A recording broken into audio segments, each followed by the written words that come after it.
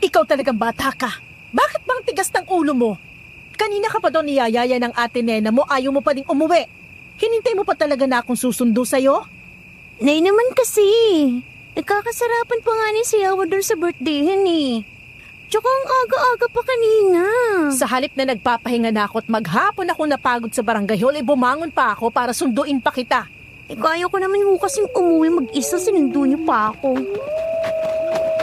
Sino kayo? Ano kailangan niyo sa amin? Kunin niyo ang dalaga! Nay! Huwag mo akong ibibigay sa kanila! Iwan niyo! Mga walang hiya ka! Bitiwan niyo ang anak ko! Nay! Tulungan niyo ako! Bitiwan niyo ako! Mag-impacto kayo! Iwanan niyo na sa akin ang matandang to! Nagugutom na rin ako! Kaya kakainin ko na to! Tulong!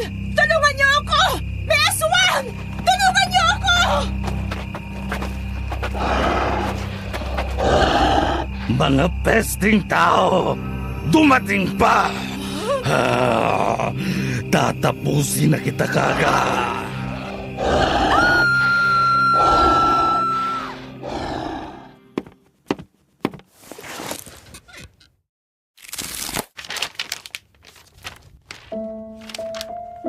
Walang magulang na naghangad ng masama para sa kanyang anak.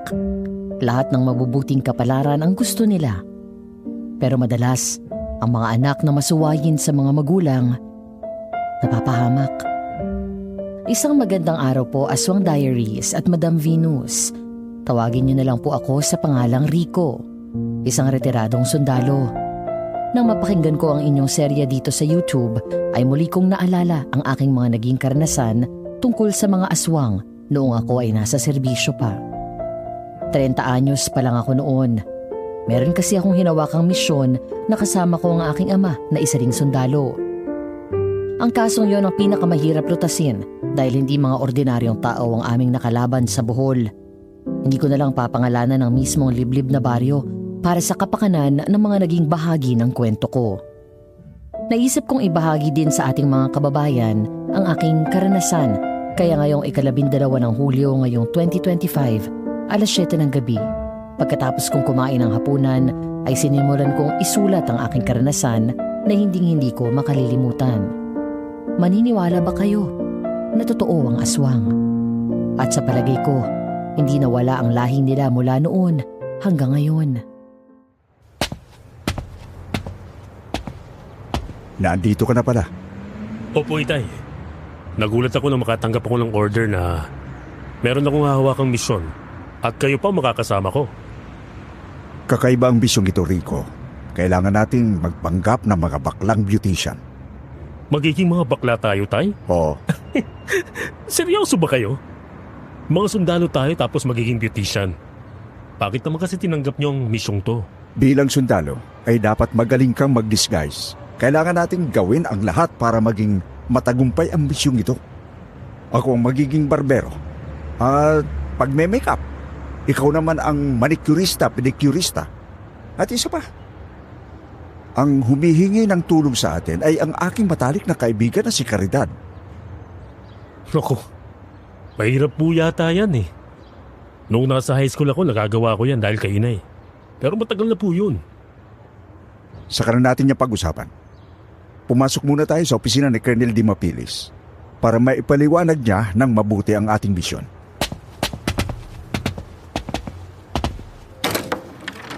Pumasok nga kami ni Itay sa opisina ng aming opisyal at ipinaliwanag nga niya sa amin na ang mismong kapitana ng nasabing baryo ang humiling na kami ng aking ama ang ipadala sa kanila para lutasin ang kaso. Pero nadismaya agad ako nang makita ang mga report dahil 5 buwan na pala ang nakararaan mula nang dukutin ng mga taong nakasuot ng itim na kapa ang anak ni Aling Caridad na si Milet. Kaya nang lumabas kami ng opisina ni Colonel Dimapilis, Tay, yung binabanggit na taong may pangil na kasama ng mga kidnapper, hindi kaya aswang yun? Yun din nga ang iniisip ko eh. Tsaka, matagal lang nangyari kaya sa palagay ko, patay na rin ang kanyang anak na dinukot. Marahil, kinain na rin yun ng mga aswang na yun. Pero sabi ni Colonel Dimapilis, Bukod sa anak ng kaibigan nyo, marami pang babae ang nawawala at mga kalalakihan din. Tama ka. Yan ang dahilan kaya tayo ang papasok sa lugar nila at mag-iimbestiga. Hindi lang ito para kinakaridad, kundi para sa mga taong bayan na naroon. Kailangan natin malaman ang dahilan ng kanilang pagkawala. At kung totoo man na aswang ang ating makakalaban doon, kailangan natin maghanda. Kung ganun, hindi lang pala pagiging beautician ang dapat nating pagsanayan. Kailangan din pala nating alamin kung paano natin lalabanan ang mga aswang kung sakaling makaharap natin sila. Ako nang bahalang lumikom ng mga gagawin natin laban sa mga aswang. May kilala akong albularyo na pwedeng makatulong sa atin. Pagsanayan mo na ang magiging papel mo. Sa lalong madaling panahon ay isasagawa na natin ang misyong ito. Alam kong mahirapan ako, Itay. Dahil ilang taon na puro baril ang hawak ko. Pero sige, alang-alang sa misyong to, gagawin ko yan. Naisip kong puntahan si Naldo. Yung kaibigan mong bakla? Tama! Pwede ka natin siyang isama para kung ano yung hindi natin makayang gawin, ay sa kanya natin ipagagawa. Pumayag naman kaya yun. Ako nang bahala doon, Tay. Sige, kumilos na tayo. Pagdating natin doon sa baryo, tatawagin na kita sa pangalang Rika at ako naman tatawagin mong Ami. Maliwanag ba? Sabay na kami ni Itay nang lumabas ng kampo. Umuwi kami sa aming bahay para iwanan doon ang aming mga uniforme at magbihis ng sibilyan. Pero syempre, dala pa rin namin ang aming mga baril para pang proteksyon sa aming sarili. Nagpunta si Itay sa kakilala niyang albularyo at ako naman ay pinuntahan ko ang kaibigan kong si Naldo.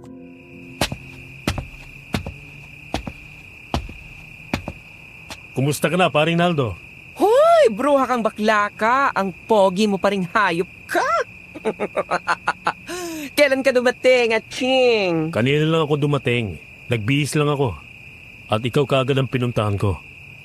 May kailangan ako sa iyo eh. Anong kailangan mo sa akin? Gusto mo ba ng masahe para makapag-relax ka? Kahit libre payag na ako. Hindi yun. Masigit pa doon ang kailangan ko sa iyo. Ha? Masigit pa doon? Ay, nakapag-desisyon ka na ba na ipapatikim mo na sa akin ang iyong katawan na matagal ko nang pinagpapantasyahan? Abihali ka na! Simulan na natin habang wala pang istorbo. Hindi yun, paring Naldo. Correction! Maring Nelda ang itawag mo sa akin. Sige na nga, Maring Nelda. Kaya kita pinuntahan dito para magpaturo sa iyo para maging beautician. Maging beautician? Ibig sabihin, umalis ka na sa pagiging sundalo at nagladlad ka na rin? Oo eh. Kaya mo nga ngayon, Rika, nang itatawag mo sa akin. Naku! Sinabi ko na nga ba eh. Kaya pala 30 anyos ka na ay hindi ka pa nag-aasawa. Berde rin pala ang iyong dugo. Ay naku! Kasapi ka rin pala ng federasyon. Oo naman. Mahirap pala magpigil ng tunay na katauhan. Kaya Maring Nelda, turuan mo na ako kasi ilang araw lang ay mayroon akong pupuntahan na lugar. Di na ako magkakalat ng lagit kasi maraming gwapo doon. Kailangan mo akong isama dyan. Kasi kung hindi, ay hindi ko ituturo sa iyo ang aking mga nalalaman gamit ang mahiwagang nipper. Mamili ka, bakla. Isasama mo ako o hindi kita tuturuan. Sige. Isasama kita. Ayan! Mabuti na yung nagkakaintindihan tayo, bakla. Naku! Ngayon, anong gusto mo na una mong pagsanayan? Nung nasa high school tayo, may subject tayong cosmetology. Kaya alam ko na humawak ng nipper at pusher. Oh. Gusto ko lang matutunan ng iba pa. Gusto kong magsanay ulit kasi matagal na yun eh. Walang problema yan. Halika, maghanap tayo ng customer na bibigyan mo ng libreng serbisyo.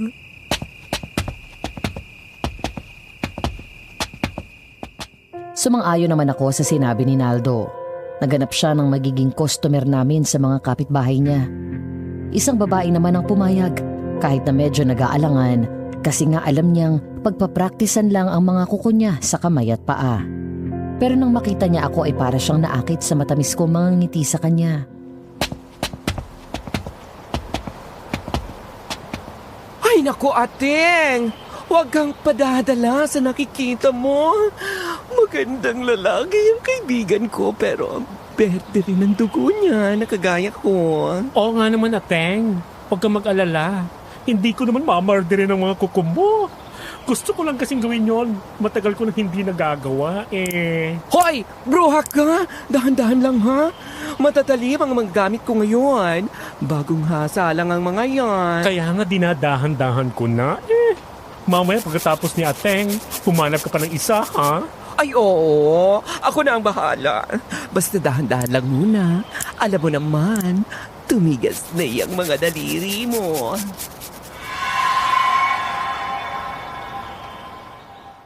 Ilang araw pa akong nagpabalik-balik kay Naldo para mag-practice ng kabaklaan, Madam Venus. At dahil nga ginagawa ko na rin yun noong nasa high school pa kami, ay madali kong nasanay muli ang aking mga kamay. Kaya bago kami lumakad ni Itay, ay namili na rin kami ng mga gagamitin namin bilang mga beautician. Isinama ko sa pagbili si Naldo para siya ang mamili ng mga magagandang gamit. Bumili na rin kami ng mga damit pang babae at mahabang mga wig para makumpleto na ang pagiging bakla namin. Matapos ay nagbiyahe na kami sakay ng bus papunta sa baryo ni na Aling Caridad. Hoy bakla! Parang pamilyar sa akin itong kasama natin. Parang nakita ko na siya. Hindi ko lang matandaan kung saan. Ay nako, bruha ka. Huwag mo nang pag-aksayang isipin kung saan tayo nagkita. Baka maubos pa yung utak mo, nakakunti na lang. Ako nga pala si Ami. Ako naman si Nelda. Mukhang magiging masaya ang biyahe natin ito, Rika. Lalo na kung marami talagang guwapong lalaki doon sa baryo. Tingnan natin. Yung kasi ang sinabi ng kausap ni Ami, kaya hindi na rin ako makapaghintay na makarating doon. Ami, mga ilang oras ba ang biyahe papunta ron sa kakilala mo? Siguro mga 5 hanggang 6 na oras. Ay naku, napakahaba naman pala. Malayo rin pala ang lugar na yun. Oo, medyo malayo rin kaya makakatulog pa tayo. Kaya huwag ka na munang mag-ingay dyan. Gusto ko munang magpahinga. Oo nga, parang masarap matulog, lalo na at presko ang hangin sa mga lugar na madadaanan natin.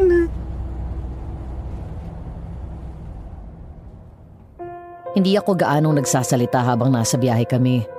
Paano nga ay nag-iisip ako ng malalim. Sa totoo lang ay kinakabahan ako sa misyon namin ito. Lalo na nga at hindi namin alam kung ano talaga ang makakalaban namin pagdating sa lugar na yon. Nang tignan ko si Naldo, nakita ko na masaya siya. Pero magiging masaya pa ba kaya siya pag nalaman niya ang tunay na dahilan ng pagpunta namin doon? At makalipas nga ang mahabang oras ng biyahe ay nakarating kami sa liblib na baryo. Nang makababa kami ng bus, ay maglalakad pa kami ng halos 1 kilometro bago makarating sa baryo. Hoy, bakla! Hindi mo naman sinabi na ganito naman pala kalayo ang baryong pupuntahan natin. Masyado na itong liblib. Yan bang daan na lubak-lubak ang papunta sa baryo? Aba, ay puro puno at bundok ang natatanaw ko. Huwag ka na magreklamo, bruha ka, ha? Ikaw naman na may gusto na sumama, di ba? Hindi ko rin naman alam na ganito palang lugar na pupuntahan natin. Huwag na kayong magreklamo. Maglakad na lang kayo para makarating tayo doon ng maaga. Ami, merong matanda na may dalang kariton. Baka doon din papunta sa lugar na yon. Baka pwedeng makisakay tayo. Sige, subukan natin makisabay sa kanya. Manong, baka naman pwede kami makisakay. Pagod na ang mga beauty namin eh. Ay sige, sumakay na kayo. Mahirap kapag ginabutan kayo ng gabi sa sabanang ito. Bihira ang mga dumaraan dito. Nako, maraming salamat po, Tatang. Nelda, umakyat ka na dito sa kariton. Ay, oo. Saan bang punta ninyo mga ineng? Parang hindi kayo taga rito ah. Dayo nga po kami dito, Tatang. Naimbitahan lang kami ni Kapitana Caridad. Malapit na daw kasi ang Flores de Mayo dito. At kami ang mga beautician na tutulong sa kanya para sa paghahanda ng mga paparadang Reyna Elena. Ay, kung ako lang ang masusunod. Gusto ko nang itigil na muna ang pagdiriwang ng Flores de Mayo dito. Kasi delikado ng panahon. Lalo na nitong mga nakaraang mga buwan. Maraming tao ang nawawala. Pati ang mga magagandang babae. Kabilang na nga doon ang anak ni Caridad. Apo ko naman yun. Naku naman, Tatang. Huwag ninyo naman kaming takutin. Totoo bang sinasabi ninyo? Bakit? Mukha ba akong nagbibiro? Nawala nga ang apo ko, may 5 buwan na ang nakakaraan. Wala na kaming balita sa kanya mula noon. Sa palagay ko nga, ay wala na siya. Makalipas nga ang mahabang oras ng pagsakay namin sa kariton, ay nakarating na kami sa napakagandang baryo ni Kapitana Caridad. Matagal na kaming nakababa sa kariton. Sa harapan ng bahay ni Kapitana ay hindi sila lumalapit sa amin. Napansin ko na panay ang bulong niya sa katabi niya na magandang babae. Nang hindi na makatiis si Itay, ay siya na ang lumapit sa dalawa. Caridad, malayo ang naging biyahe namin. Hindi mo pa kami papapasukin sa bahay mo para makapagpahinga? Kasama ko ang mga beautician na magme-makeup sa mga Reyna Elena ngayong darating na Flores de Mayo. Sammy, ikaw nga ba yan?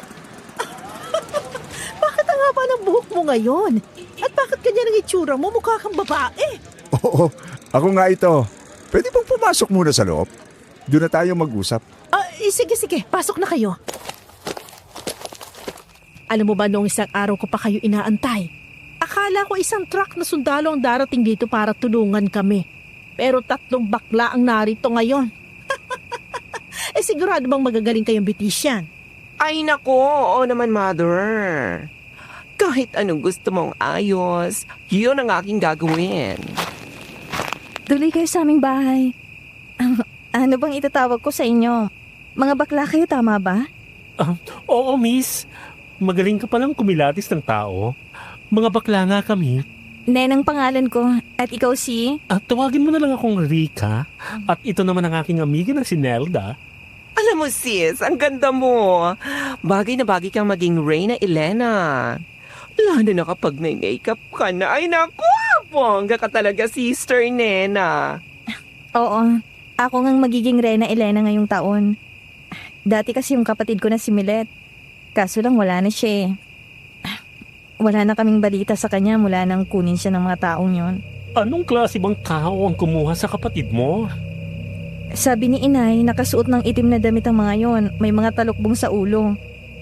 At ang pinuno nila ay mayroong matatalim na pangil. Sabi ng ibang mga nakakita, parang mga kulto daw ang mga yon. Ay naku, hindi kaya aswang ang loko na yon? Diyos ko, ang ganda-ganda nitong baryo ninyo. Pero nakakatakot pala kasi dahil sa mga ganyang tao, mga kulto na sumasamba sa Diablo. Eto bang larawan ng anak niyong nawawala, Kapitana Caridad? Eto nasa kwadro? Oo, siya nga si Milet. Bukod sa aking anak ay marami pa ang mga sumunod na nawala. Kahit mga lalaki basta medyo bata pa ay dinudukot nila. At wala na ngang nakabalik pa. Walang nakakaalam kung buhay pa sila. At kasabay nga ng pagkawala nila, maraming mga kakaibang bagay ang nangyayari dito sa baryo. Kakaibang bagay? Kagaya ng ano? Kagaya ng pagpatay sa mga hayop. Kagaya ng kambing ni Aling Sabel. Pagising niya sa umaga, ulo na lang ang naroon na nakatali sa lubid. Wala nang katawan. Nagkalat ang mga dugo sa koral. Yung kalabaw din ni Mang Juan, bagong panganak. Bigla na lang nawala yung bagong silang na kalabaw. Kaya mga tao dito, pagdating ng gabi ay natatakot na. Kung ganun pala bakit itutuloy nyo pa ang Flores de Mayo kung delikado na kapag gabi? Nakaugalian na kasi dito sa aming lugar na kapag dumarating ang buwan ng Mayo ay idinaraos ang Flores de Mayo. Sa palagay ko naman ay hindi naman sila sasalakay kapag maraming tao. Ami, tama naman si Kapitana Caridad. Hindi magpapakita mga yon kapag maraming tao. Sige, pero kailangan natin maging handa. Huwag tayong maging kampante kasi hindi natin kabisado ang takbo ng mga utak nila. Sigurado ka ba talaga na makakatulong sa atin ang mga kasama mo? Mga bakla ito Baka mauna pa yan tumakbo kapag nakakita ng kalaban. Ako nang bahala sa mga bagay na yan. Kahit bakla sila, tsak naman na maasahan. Ikaw talaga bakla. Hindi mo sinabi sa akin na ganito pala ang lugar na pupuntahan natin. Paano pa ako mag-i-enjoy sa bakasyon na to? Ay sus, huwag ka na maghimutok dyan. Huwag ka mag-alala, ligtas tayo dito. Paano mo naman natiyak na maliligtas tayo? Ang kinukuha lang nila ay babae at lalaki. Hindi sila kumukuha ng mga baklang kagaya natin, no? Sa sinabi kong yun ay napatawa ng malakas si Naldo. Kaya naman tumawa na rin ng lahat ng mga naroon. Matapos na makapaghanda na ng hapunan si Nena, ay sabay-sabay na kaming kumain. Nang kumalat ng tuluyan ng dilim, ay lumabas kami ng bahay. Kagaya ng dati ay para kaming mga babae. Napansin ko agad na sarado na ang mga kapitbahay ni na Kapitana Caridad. Kaya naglakad-lakad kami ni Itay para magmasid sa paligid. Mukhang mahirapan talaga tayo sa kasong ito, Rico. Di natin alam kung saan tayo magsisimula. Para silang magnanakaw na hindi natin alam kung kailan sasalakay. Tama ka nga, Itay. Kung makakakuha lang tayo ng impormasyon kung saan sila naglulungga, madali na tayo makakaisip ng paraan kung anong mga susunod nating gagawin. Halika, doon tayo sa ilalim ng puno. Maupo muna tayo ron. Maaga pa naman. Mamaya na tayo papasok sa loob ng bahay. Sige, Itay. Maaga pa pero madalang na mga tao nasa labas ng bahay. Ayusin mo yung kilos mo. Mukha kang baklang maton. Hindi natin mapapaniwala ang ating kalaban kung ganyan ang tindig mo. Lambutan mo ng konti, gayahin mo si Naldo. Oo, Itay. Sinabi ko na sa'yo, nasa mission tayo kaya tawagin mo akong Ami. Walang dapat makakaalam ng ibang pakay natin dito kundi si Caridad. Siya lang. Is that clear? Yes, sir. Kanina ko pa kayo hinahanap. Nandito lang pala kayo. Ay, nagpapahangin lang kami dito, sister. Maya-maya lang ay nagulat kami ni na Itay nang makarinig kami ng malakas na sigaw ng isang babae. Kapwa kami napatayo at napatingin sa iisang direksyon. Kaagad na sinabihan ni Itay si Naldo na humingi ng tulong kina Kapitan Caridad, tapos ay sabay kaming tumakbo patungo sa pinagmumulan ng malakas na sigaw.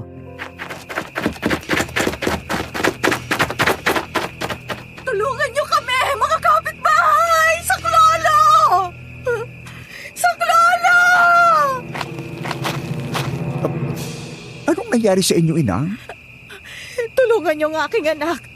Kinuha siya ng mga lalaking nakasuot na itim na kapa. Ha? Parang awan niyo na. Iligtas niyo ang anak ko. Saan sila nagpunta, Inang? Saan nila dinala ang anak mo? Doon sa direksyon niyo sila nagpunta. Doon nila dinala ang aking anak. Maawa na kayo. Iligtas niyo siya. Makakapagtuluyan silang nakalayo. Hindi na rin makauwi ang aking anak kagaya ng ibang mga taga rito na dinukot nila. Tayo na, Rika. Baka maabutan pa natin sila. Kailangan nating tulungan ang anak ni Inang. Oh, sige. Kasunod mo ako. Hapulin na natin ang mga walang hiyang yon. Doon sa kakahuyan. Doon galing isiko ng babae. Dala mo ba ang baril mo? Opo. Dala ko yun palagi. Nandito sa ilalim ng brief ko para hindi mahalata ng sino man. Tenga, maliwanag naman ang sikat ng buwan. Kahit papano ay mayroon tayong magiging tanglaw.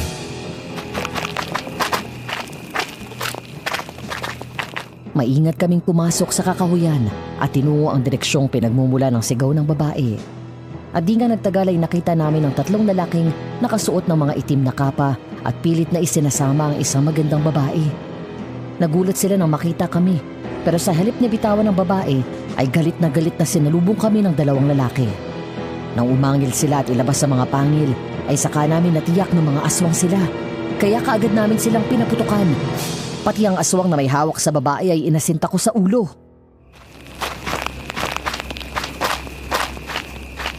Anong nangyari dito? Ang mga aswang na ito, tinangka nilang dukotin ang babaeng yon. Mabuti na lang at inabutan namin dito. Totoo nga ang sabi nyo. Mga aswang mga ito. Pero ang pinagtataka ko ay ang dali nilang patayin. Ang alam ko kasi ay hindi sila basta tatabla ng bala. Oo nga no, para lang din silang normal na mga tao. Ayon sa kakilala kong albularyo, yun ay dahil may iba-iba ring klase ng aswang. Yung mga malalakas ay ang mga pangunahing aswang, mga namumuno yon. Marahil ang mga ito ang pinakamahihina. Sila yung mga utusan. Kaya pala ganun. Para silang asong ulol na gustong mangagat. Mabuti na lang at mabilis kami, Tirika. Ano nangyayari, sister? Naabutan niyo ba ang mga dumukot dun sa babae? Oo sis, mabuti na lang at mabilis itong si Ami. Kaya yan ang nangyari. Tepok silang lahat. Ay! Naku nga! Patay na nga sila! Mabuti nga yan sa mga walang hiya na yan. Kung hindi nyo naman gagawin yan, ay tiyak na paulit-ulit lang nilang gagawin ang dumukot ng mga tao rito. Siguro kung nandito kayo ng mga panahon na dukot ang kapatid ko, baka nailigtas mo rin sila. Ay, oo naman, sister. Kasi ang si Rika, dati... Hoy bakla, tumigil ka na.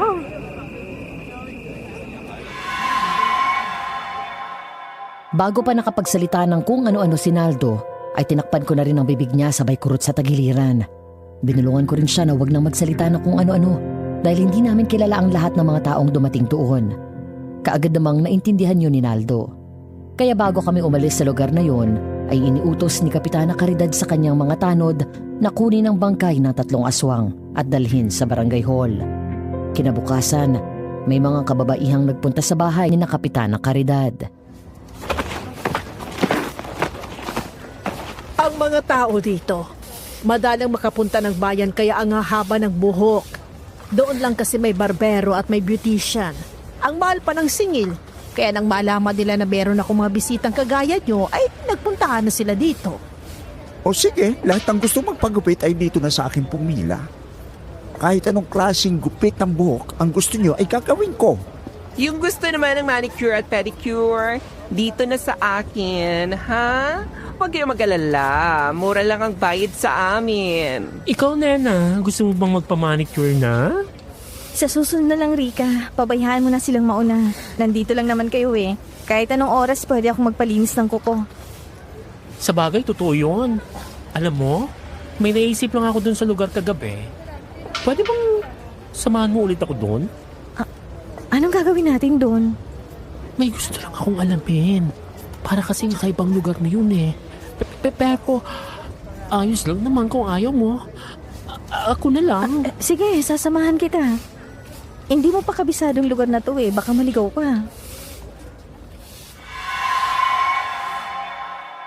Nang mapatingin sa akin si Itay ay sumenyas lang ako. Alam na niya ang ibig kong sabihin. Dumaan ako sa kusina ni Kapitana Caridad at kumuha ng itak. Umalis kami ni Nena doon at pinuntahan ang mahabang daan papunta sa kakahuyan. Nang makita ko ang malaking puno ng sampalok ay natandaan ko na doon kami pumasok kagabi. Sumunod pa rin sa akin si Nena. Nakita ko ang mga nahawing damo sa lugar na yun. Parang palagi nga yung dinadaanan. Anong tinitingnan mo dito, Rika? Ang makitid na daanan na ito. Nahahapi ang mga damo. Ibig sabihin palagi mayroong dumadaan dito. Oo nga. Merong ding mga bakas ng yapak sa putikan, no? Pero ngayon ko lang din ito napasok eh. Kasi nga mga tao dito sa inyo ay natatakot ng pumunta sa mga lugar na kagaya nito. Iniisip nyo kasi na baka matsyempohan kayo ng mga aswang na dumudukot sa mga tao, di ba? Oo. Ganun na nga ang iisipin ng mga tao dito. Mula nang may mga nawalang tao. Saan ang tagos ng direksyong ito, Nena? Sa ilog. Tapos sementeryo na. Halika, samahan mo ako. Naku, wag na, Rika. Bumalik na tayo. Nakakatakot na sa lugar na yan eh. Baka makasalubong natin ang mga dumudukot ng mga tao, mapapahamak tayo. Huwag ka matakot, akong bahala sa'yo. Ayoko talaga, Rika. Babalik na ako sa amin, hindi ko talaga kaya. O sige, iwanan mo na lang ako dito. Pakisabi na lang sa mga amiga ko na dito ako sa ilog nagpunta, ha? Bakit bang tigas ng ulo mo? Para kang similit. Dahil sa katigasan ng ulo ngayon, napahamak siya. Bakit bang tapang mo? Sino ka bang talaga? Tsaka, bakit mayroon kayong mga baril? Sige. Magpapaliwanag ako. Anak ka naman ni Kapitana Caridad kaya alam kong mapagkakatiwalaan ka. Pero sana, ano mo nang sabihin ko sa'yo, ilihim mo na lang. Kami ang mga sundalong ipinadala dito para lutasin ang kaso ng mga taong nawawala. Si Ami ang kaibigan ng inay mo. Siya naman ang ama ko. Kung ganun, hindi ka pala talaga bakla? Hindi. Gaya ng sinabi ko, mga sundalo kami na nagpapanggap ng mga baklang beautician. Kasi nga ang mga dinudukot dito karamihan babae. Mabuti naman kung ganun. Ang gandang lalaki tapos bading. Naku naman, sayang ang magandang lahi. Nena, may sinasabi ka ba? Naku, wala. Sige, kahit saan sasamahan kita. Ngayon hindi na ako matatakot kasi ikaw ang kasama ko.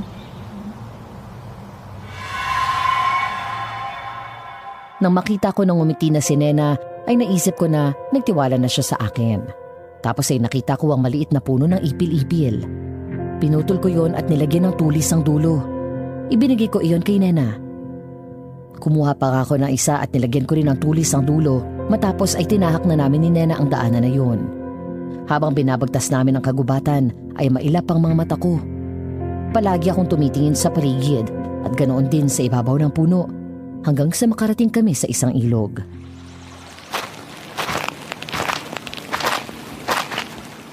Maganda palang ilog nyo, Nena. Maganda nga. Pero wala namang pumupunta dito kasi natatakot ng lahat. Yung mga bakas hindi tumago sa ilog. Papunta rito sa kabila. Anong lugar ang tinutumbok nito? Papunta na yan sa pinakamataas na bahagi ng lugar na to. Bundok na yan. Kung ganun, ito ang daang pupuntahan natin. Hindi na nga tumutol si Nena. Sumunod siya sa akin. Binagtas namin ang daan patungo sa bundok na sinasabi ni Nena. Noon namin nakasalubong ang isang babae na tumatakbo habang hinahabol ang dalawang lalaki. Napansin ko agad na malaki na ang tiyan ng babae. Nadapa yun kaya naabutan ng mga humahabol.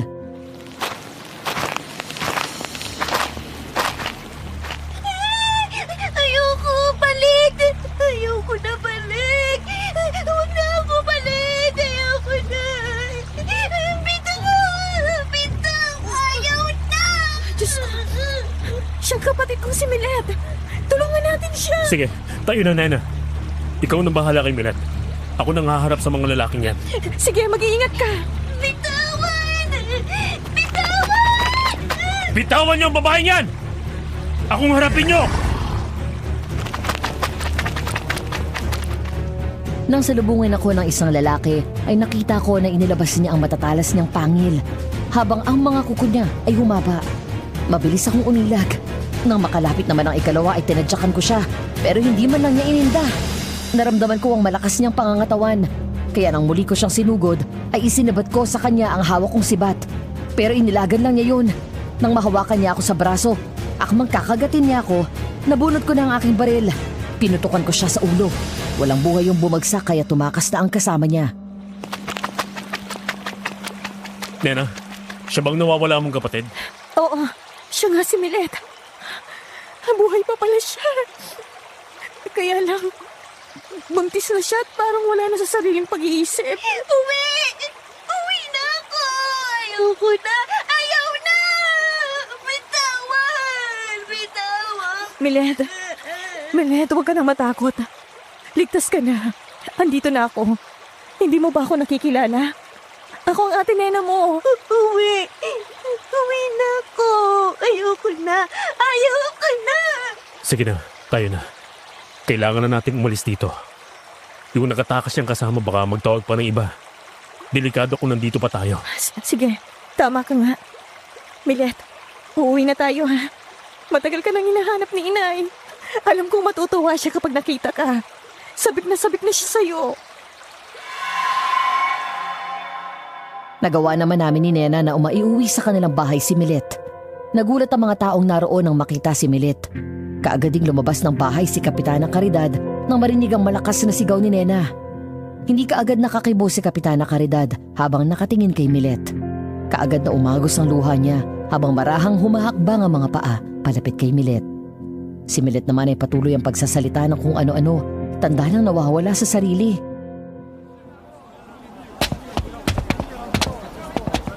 Milet, anak ko. Mula noon hanggang ngayon ay patuloy ako umaasa na buhay ka pa. Patuloy ako nagdarasal na sana kung nasan ka man, ibalik ka sa akin ang Panginoong Diyos. Hindi nga niya ako binigo, ipinalik ka nga niya sa akin. Takot na. Ayaw na. Huwag.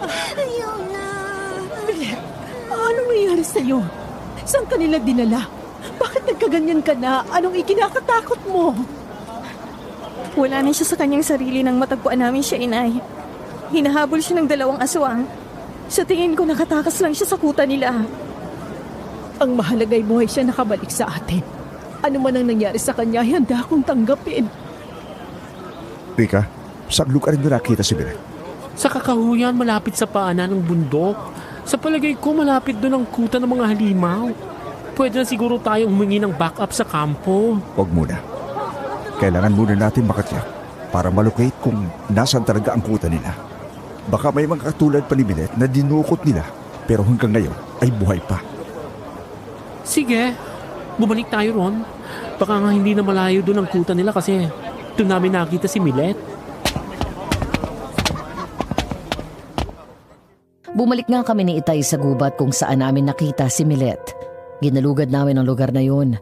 Wala na roon ang bangkay ng aswang na napatay ko, kaya naisip namin na baka kinuha na yun ng mga kasamahan nila. Binagtas pa namin ang maliit na daanang naroon hanggang sa matanaw namin ang 2 kubo. Maingat kaming nagmanman sa paligid ng lugar. Nang wala kaming makita ay lumapit na kami sa kubo. Tig-isa kami ng kubo na pinasok. Walang tao sa kubong to. Wala din tao dun sa kabilang kubo. Sa palagay ko, ay umalis na sila rito. Iniisip siguro nila na meron nang nakakaalam ng kuta nila. Mga tuso talaga mga halimaw na yon. Para na naman tayo nangangapa sa dilim nito eh. Hindi rin naman natin alam kung saan sila susundan. Nagkakamali ka dyan, Rico. Ngayon nakatakas si Milet at nakauwi na sa kanila. Natitiya kung hindi na tayo titigilan ng mga yan. Lalo pa nga. At ang ilan sa kanila ay ating napatay. Tiyak kung sila ang lalapit sa atin. Kaya kailangan natin maghanda. Ang mga islag ng bala ng baril natin, lagyan natin ng langis na galing kay Ingkong Tasyo. Ano bang klaseng langis na yon? Bakit kailangan pang lagyan nyo ng mga bala natin? Benditadong langis yun. Sabi niya kapag napatakan nyo na ang mga bala ng baril, kahit anong klaseng kampo ng kadiliman na tamaan, ay magiging tiyak ang kamatayan. Sige, maganda pala kung ganun. Nang magbalik kami sa bahay ni Kapitana Caridad, ay nagtuloy kami ni Itay sa kwarto namin. Inayos namin ang mga armas. Lahat ng mga dala naming bala ng baril ay pinataka namin ng langis. Patalim na ginagamit namin sa aming mga misyon ay nilagyan din namin ng mga benditadong langis. Mabilis na lumipas sa mga araw. Sumapit ang bisperas ng pista sa lugar. Kasabay din noon ang gaganaping parada ng mga reyna sa Flores de Mayo. Kaya nang hapon pa lang ng araw na yon ay naging abala na kaming lahat para ayusan ang mga magagandang babaeng naroon. Nelda, bakla, ikaw na mag-makeup kay Nena, ha? Mas magaling ka kaysa sa akin, di ba, Nena? Oo naman. Sige na, Nelda. Ikaw nang mag-ayos sa akin. Oh, sige na nga, sister. Ikaw na ang uunahin ko. Ikaw naman ang pinakamaganda sa lahat. Dapat lang na mauna ang Reyna Elena. Lahat naman ang kasama sa parada ay na manicure na, kaya puro makeup na lang ang gagawin mo sa kanila, bakla. Oo na, bruha ka. Ako na nga lang ang gagawa ng lahat ng yan. Hindi ka naman kasi magaling mag-makeup. Pero sandali lang, bakla. Bakit na naman? Gwapo nga pala sa lugar na ito. Ayun sila, oh. Sandali lang nga. Kilala mo ba sila, Nena? Oo. Taga dyan sa bukana ng baryo ang mga binata na yan. Mga anak ni Aling Anita. Dating napabalita na nawala din ang mga yan, pero kagaya ni Milet makauwi din. Ganun naman pala eh. Di alamin natin kung bakit sila nawala at paano sila nakabalik. Baka sakaling may malaman tayo. Saan ka pupunta? Hindi mo ba tatapusin mo ng makeup ko? Oo nga naman bakla. Mamaya ka na lumabas ng bahay. Sandali lang! Gusto ko lang makilala ang mga gwapong ito.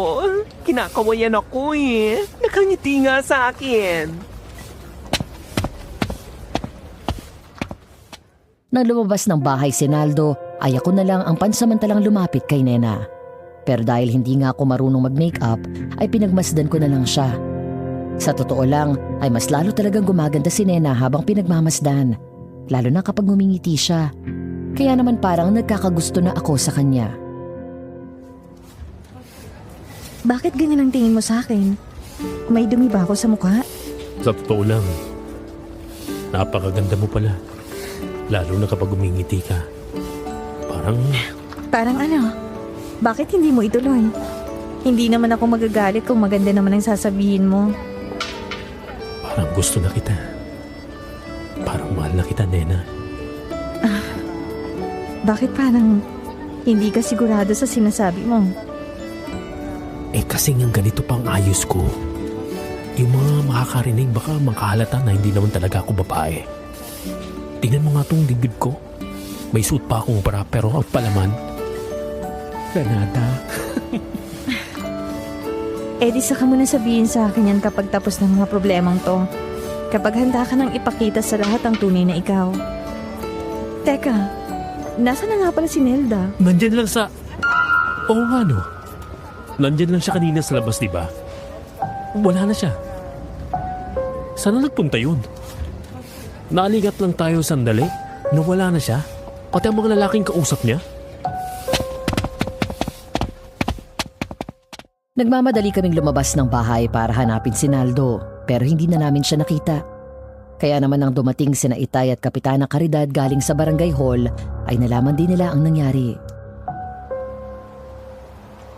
Ang kapatid mong si Milet, nasaan na siya, Nena? Nandun po sa kwarto. Hindi ko na siya pinabayaang makalabas. Kanina pa ba nawawala si Naldo? Mga kalahating oras na. Huli namin siyang nakita kausap niyo yung 3 lalaking gwapo. Nalingat lang kami ni Nena, bigla na lang silang nawala. Kapag hindi siya nakabalik, tsak nadadukot na siya ng mga aswang na yon. Mga anak ni Aling Anitang tumawag sa kanya. Puntahan natin ang bahay nila. Baka doon nila dinala si Nelda. Nagmamadali nga kaming pumunta sa lugar na sinasabi ni Nena. Nang makarating kami roon ay nakita namin na saradong-sarado ang bahay. Nang tumawag kami ay walang sumasagot, kaya pinuwersa na naming buksan yun. Isang matandang babae na nakahiga sa papag ang naabutan namin. Anita, nasaan ang mga anak mo?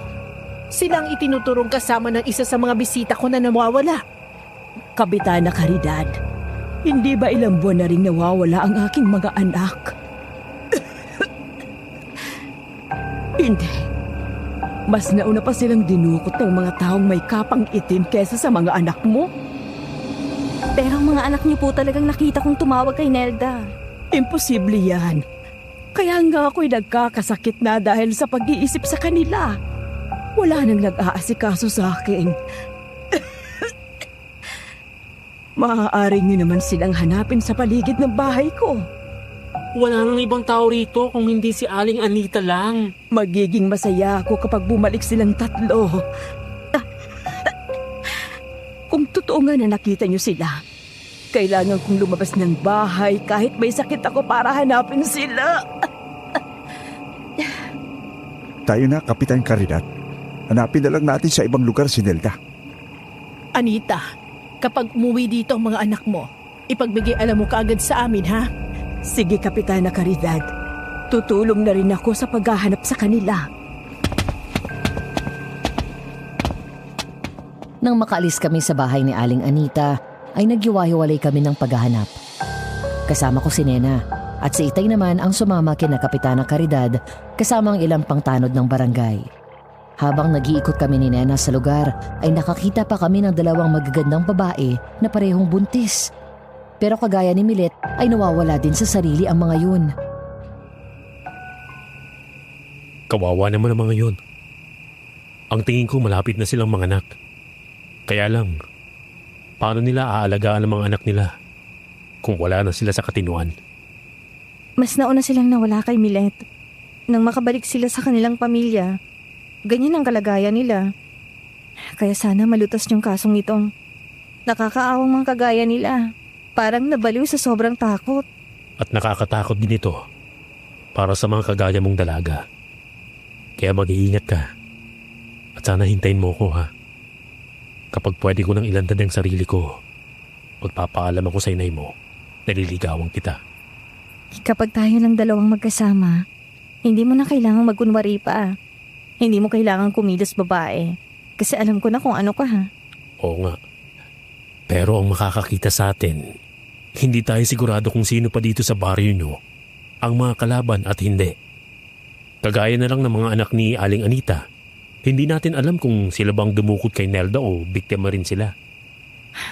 Sa bagay, totoo nga yun. Alam mo, nakakatakot ang pumarada ng gabi. Tulungan mo nga akong sabihin kay inay na wag nang ituloy ang parada ng Flores de Mayo. Kasi masyadong delikado, natatakot ako. Oo, sige. Kausapin natin. Nang hindi na nga namin nakita si Naldo at ang mga anak ni Aling Anita, ay kinausap namin si Kapitana Caridad na ipagpaliban na lang muna ang parada ng mga reyna sa Flores de Mayo dahil talagang delikado ang sitwasyon sa kanilang lugar. Pumayag naman siya, pati na rin ang ibang mga taga roon. Kaya nang gabing iyon ay naupo na lang kami ni Itay sa ilalim ng malaking puno malapit sa bahay ni Kapitana Caridad para magbantay sa paligid.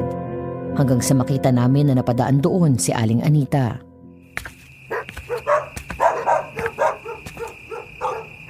Wisit ka talagang aso ka. Layuan mo nga ako. Layo! Diyo! Ahampalusin kita ng tungkod ko kapag hindi mo ako nilayuan. Diyo! Rika, yung matandang si Aling Anita, tulungan mo kaya? Tinatahulan siya ng mga aso. Baka matumba pa kapag hindi siya tinigilan ng mga yan. Mukhang mahina na talaga at may sakit pa. Oo nga eh. Kawawa naman. Hindi na nakabalik pa ang mga anak ng lalaki. Dalian mo na. Ayaw siyang tigilan ng mga asong kalye. Galit na galit sa kanya. Kaagad nga akong kumuha ng isang piraso ng tuyong sanga ng puno. Matapos ay nilapitan ko si Aling Anita. Pinalo ko ng hawak kong sanga ang mga aso, kaya nagtakbuhan na palayo ang mga iyon. Nang makita ko na matutumba na siya, ay kaagad ko siyang sinalo. Naku, maraming salamat sa iyo, Ineng. Ayos lang po ba kayo? Ay, walang hiya kasi mga aso na iyon. Pinagod lang ako. Napakaganda mo namang babae. Pati ang buhok mo, ang itim-itim at ang haba. Naku, nasa lahi po namin ang magaganda at kuwapo. Saan po ba kayo pupunta? Ay, hinahanap ko kasing mga anak ko. Diba, sinabi niyo na narito sila sa baryo pero hindi naman sila umuwi ng bahay. Ay, parang nahihilo na nga ako eh. Parang hindi ko na kayang maglakad. Gusto niyo po ba ihatid ko na lang kayo sa bahay niyo? Ay, naku, wag na. Nakakahiya naman sa'yo. Tingnan mo yung kasama mo. Nakatingin sa atin. Sandali lang po at magpapaalam ako sa kanya para ihatid ko kayo. Baka kasi balikan kayo ng mga asong yon. Tuluyan na kayong kagatin. Aba, kung mapilit ka, di sige na nga. Ihatid mo na lang ako. Hindi ko na kasi kayang maglakad.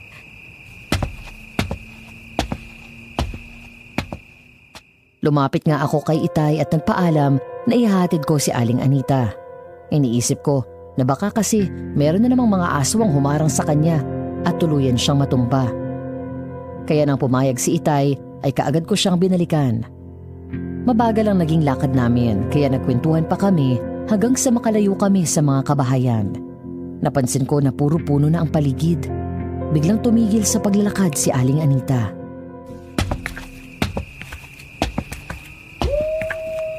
Bakit po kayo tumigil?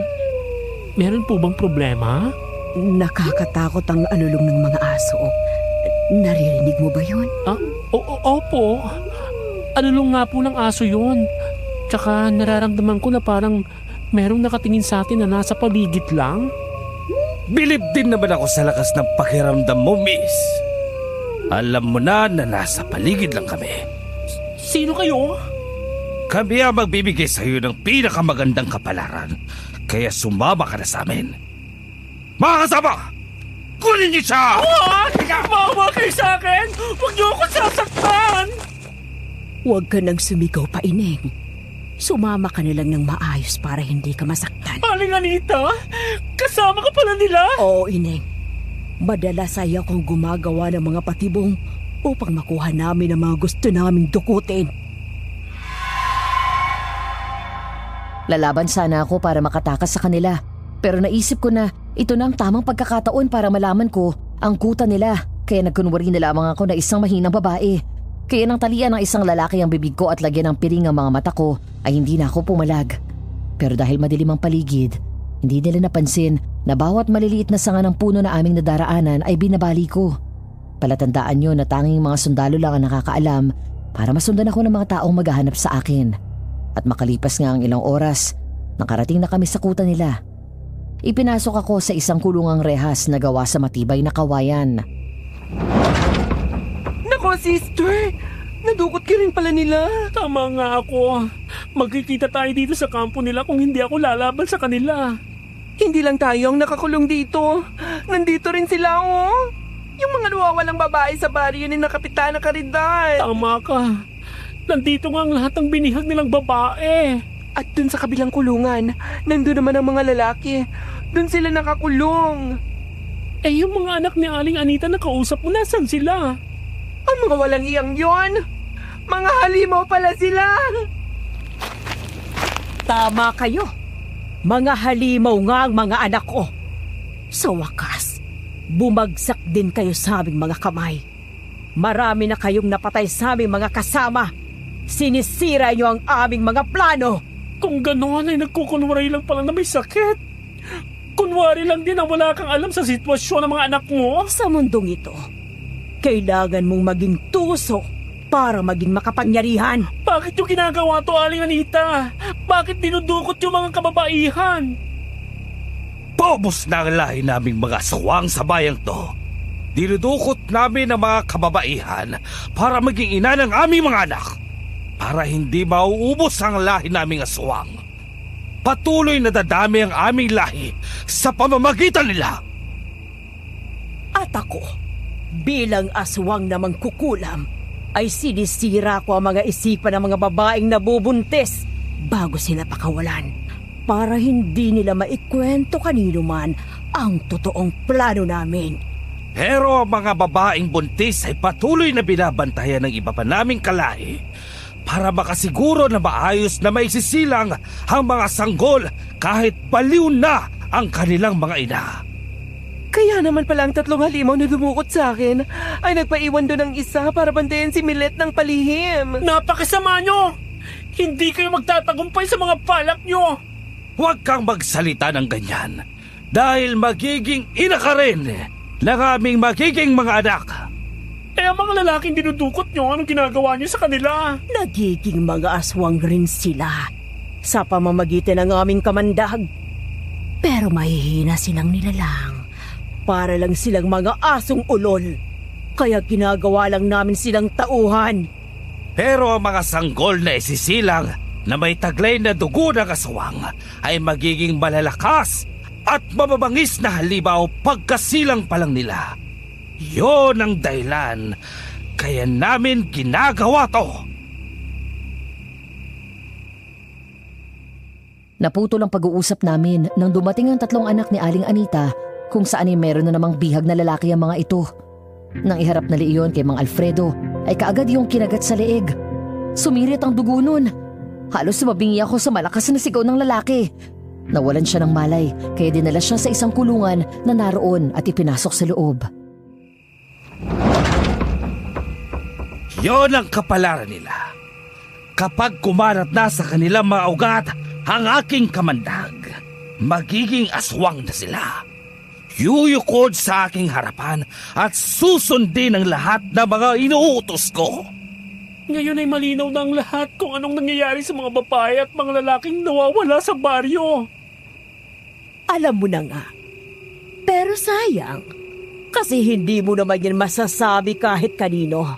Bukod sa buntis at baliw ka na bago ka namin palayain, hindi rin basta makikita ang kuta namin kasi likuran na ito ng mataas na bundok. Tapos itong kulungan nyo, nasa loob pa ng kuweba. Kung gano'n ay magiging ina pala ako ng mga halimaw. Sister! Pangarap ko naman talaga na maging ina pero hindi naman sa ganitong paraan. Huwag kang umatungal na parang bata dyan. Wala na kayong magagawa. Mag-uumaga na. Kaya magpapahinga lang ang aming pinuno. Tapos, sisiping na sila sa inyo pagsapit ng susunod na gabi. Tumatawa pa si Aling Anita nang umalis. Meron silang inutusan na 2 tauhan para bantayan kami. Nanlulumo akong naupo habang nag-iisip ng paraan. Hindi nga nila nakuha ang aking armas dahil nasa loob ng aking brief. Meron din akong 2 granada sa dibdib. Pero naisip ko, sapat na ba yun para makatakas kami doon ni Naldo? Hindi ko tiyak kung gaano karami ang kalabang sasalubong sa akin paglabas ng kuweba na ito. Hanggang sa papinsin ko ang batang nakatulala sa kabilang kulungan. Boy, tumingin ka nga sa akin. Ano yun, ate? Bakit hindi ka tumakas? Makakaya mo namang lumabas din sa kulungan, di ba? Kasyang-kasya ka naman yan, di ba? Natatakot po ako sa kanila, ate. Makakainin nila ako kapag lumabas ako rito. Kaya dito na lang po ako. Baka maawa pa sila sa akin at buhayin pa po ako. Kapag hindi ka kumilos at sinubukang tumakas ay mamamatay ka rin. Walang puso ang mga aswang na nandito. Hindi sila maaawa sa atin. Tatakas tayo dito pag sikat ng araw. Karamihan sa kanila ay natutulog kapag ganun. Kunin mong pansin ng pantay para magagawa kami ng paraan dito, ha? Huwag kang matakot. Lahat tayo makakaalis dito at makakabalik sa ating mga pamilya. Pero teka muna, bakla. Paano pala tayo makakatakas dito? Meron ba tayong magagamit na panlaban sa kanila? Isang malaking pagkakamali nila. Ang hindi nila akong kapkapan kaya hindi nila nakuha ang mga armas ko. Buo kasi ang pagtitiwala nila na isa talaga akong babae. Mabuti naman kung ganon. Naku, ang ganda mo kasing bakla. Para ka talagang babae. Kaya huwag kang matakot, Nonoy, ha? Gawin mo lang ang sasabihin ko at tsak na makakaligtas tayo. Hindi nyo naman po ako kailangan para lansihin sila. Makakaya nyo namang lumabas dyan kung gusto nyo. Kasi mga baging lang naman ang tali ng kawayang rehas na yan. Alam ko yun, Nonoy. Ang gusto ko lang matsyakay kung ilan ang nakabantay dyan bago ako kumilos. Ikaw ang makakakuha ng atensyon nila kung ikaw ang unang makakalabas ng kulungan.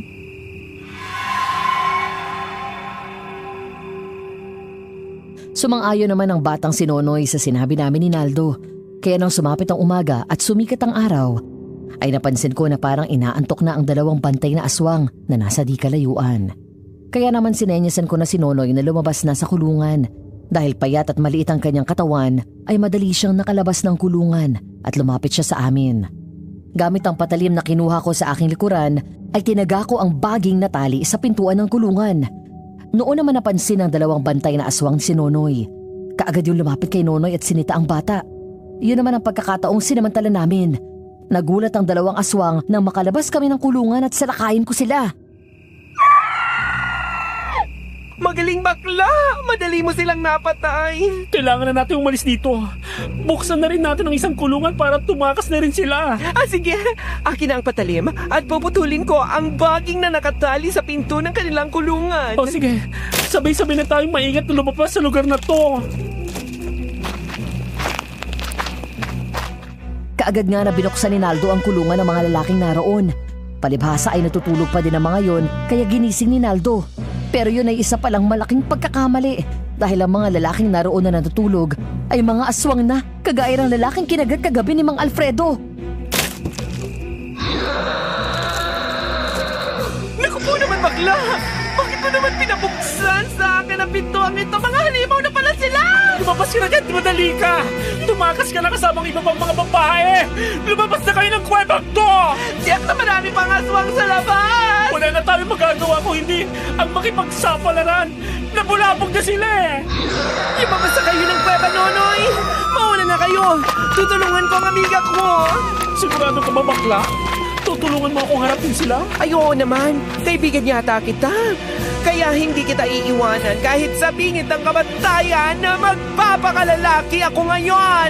Ngayon lang, ha? Sige lang, tayo na. Harapin na natin ang mga to.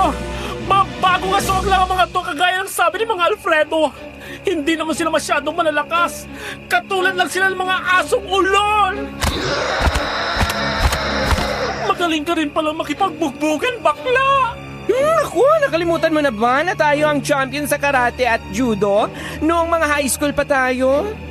Walang makakatalo sa ating dalawa. Pero mamaya mo na ako purihin, bro. Marami pa tayong kalaban. Hoy, yan na!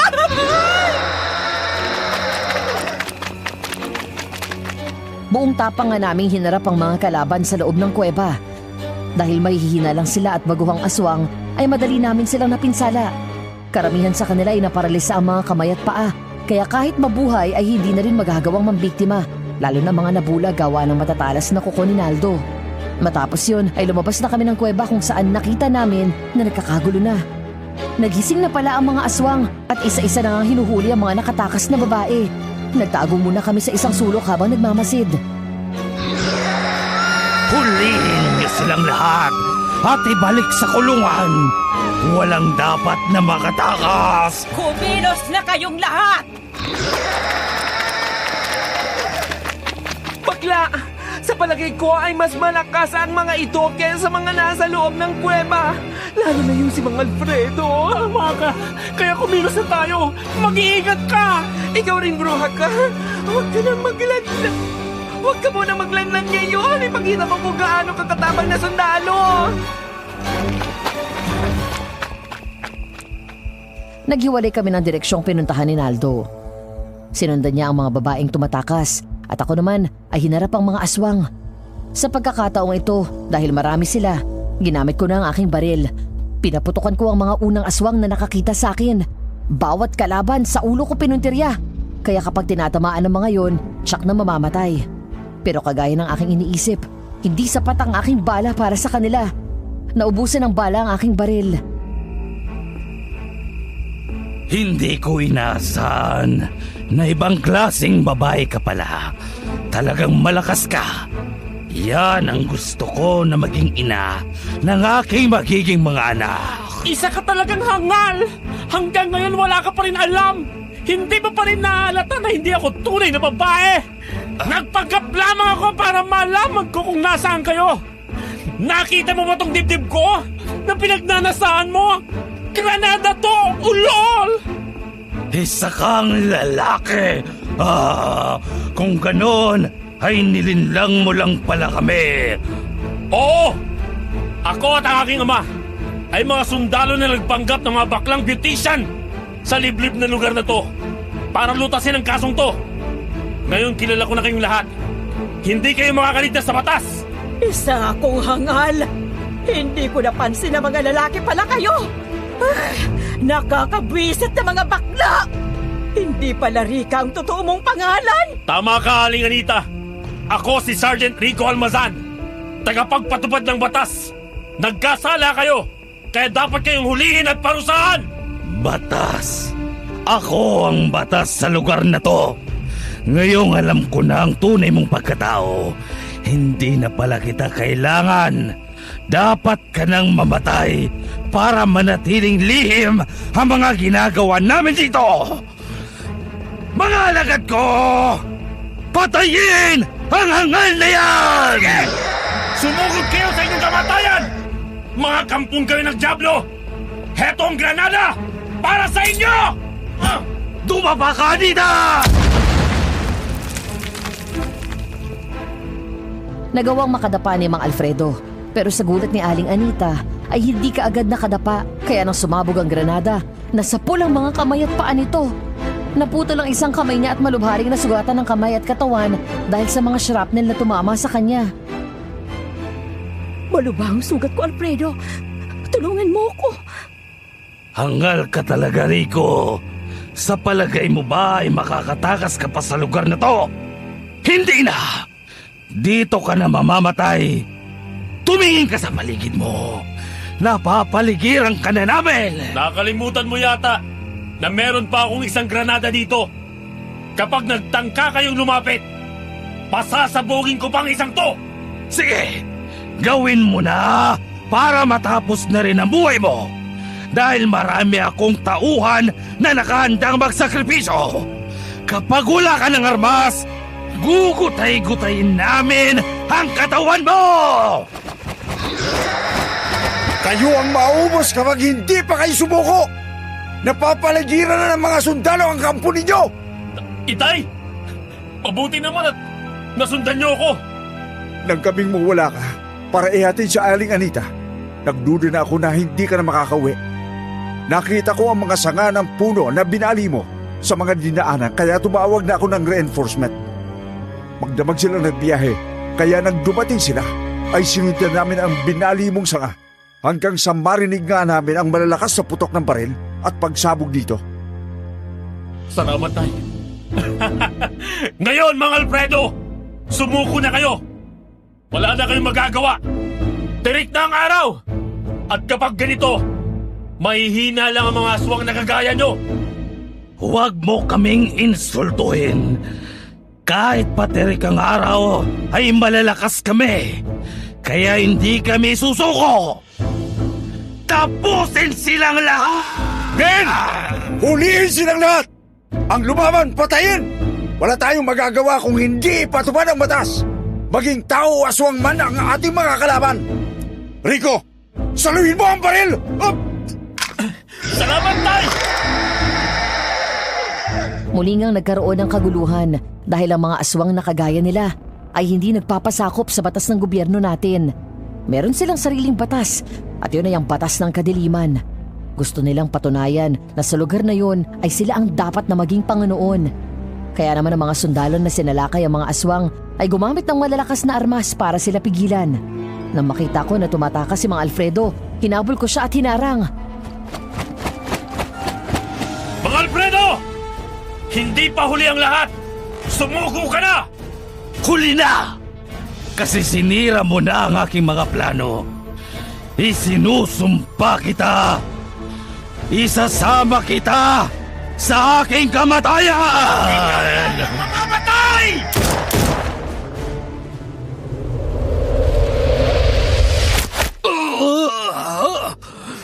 Dinablan ako ng bala! May ipinahid kaming binditadong langis sa mga bala.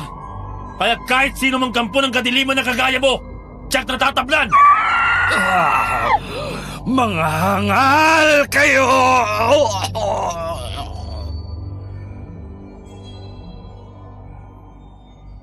Nang malagutan ng hininga si Mang Alfredo, ay nakita ko na tumakas na ang ibang mga aswang na naroon para iligtas ang kanilang mga sarili. Kaya naman binalikan ko si Aling Anita na nahihirapan na dahil sa mga tinamong sugat. Gulat na gulat siya nang makita ako.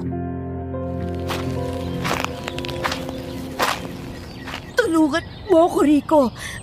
Ayoko pang mamatay. Sige, gagawin ko yan sa isang kondisyon.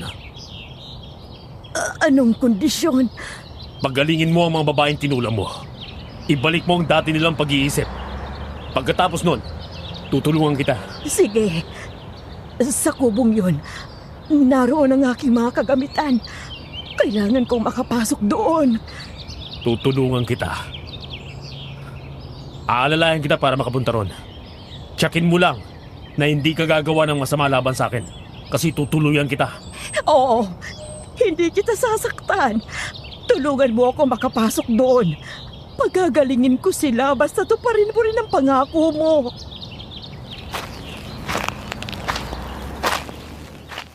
Nang makapasok na nga sa kubo kami ni Aling Anita, ay nakita ko ang mga kagamitan niya sa pangkukulam.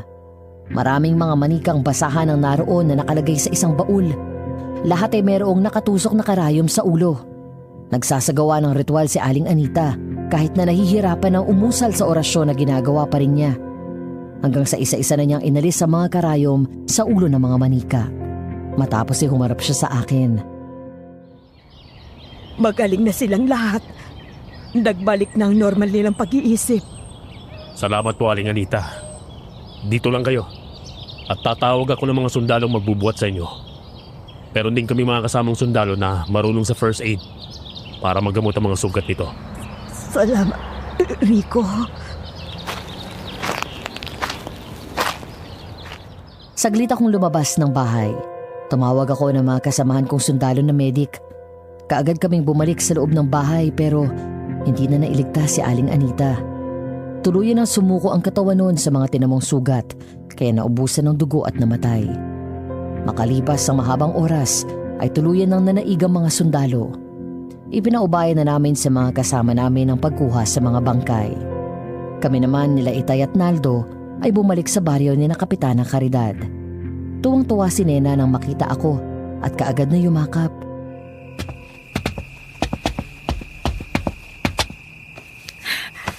Akala ko hindi na kita makikitang buhay. Akala ko hindi ka na makakabalik sa akin. Hindi ko matatanggap kung magkakaganon. Ikaw kasi ang una kong pag-ibig. Tumahan ka na, Nena. Mahal tayo ng Diyos. Kaya hindi niya ako pinabayaan. Hindi siya papayag na masaktan ka. Ikaw din naman ang una kong pag-ibig eh. Kung ganon, pareho pala tayo. Aba, Nena, huwag kang maging desperada dyan. Gusto ko nga na magkaroon ka na ng asawa pero hindi naman sa katulad ni Rica na isang bakla. Hindi ako papayag. Nay, hindi po siya bakla. Lalaki po siya.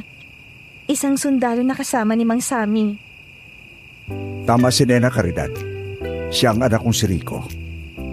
Pasensya ka na kung nagpanggap kaming mga baklang beautician para masolve ang kaso ng mga nawawalang babae dito. Kung papayag po kayo, hihilingin ko sa inyo na pumayag na kayong magpakasal kami ni Nena sa lalong madaling panahon. Nako, ganun ba? Walang iya ka, Rico. Abay kung titingnan para ka talagang babae. Napakagandang bakla. Ako rin ba, Kapitana? Babae din ba ang tingin niyo sa akin? Tingin ko sa'yo, isa ka talagang bakla. Sa sinabi ni Kapitan Caridad ay nagtawanan na kaming lahat. Kasunod noon ay narinig namin ang malakas na pagsigaw ni Milet. Umiiyak siya habang nakaharap sa salamin at pinagmamasdan ang sarili, lalo na at buntis na siya. Hindi niya alam kung paano yun nangyari. Wala siyang natatandaan kung hindi ang ginawang pagdukot sa kanya ng mga aswang. Ang naging operasyon namin na yon ay naging top military secret, Madam Venus. Lumabas sa balita sa dyaryo at telebisyon na mga miyembro ng isang kulto ang nakaengkwentro ng mga sundalo sa kampo. Hindi sila mga aswang para hindi matakot ang mga tao sa bayang iyon. At makalipas ang halos 1 buwan ay ikinasal kami ni Nena at namuhay ng masaya. At yan po ang aking naging karanasan na hindi ko makakalimutan. Maraming salamat po, Aswang Diaries. Kung nagustuhan ninyo ang karanasan ko, mag-iwan lang po kayo ng mga komento. God bless sa ating lahat.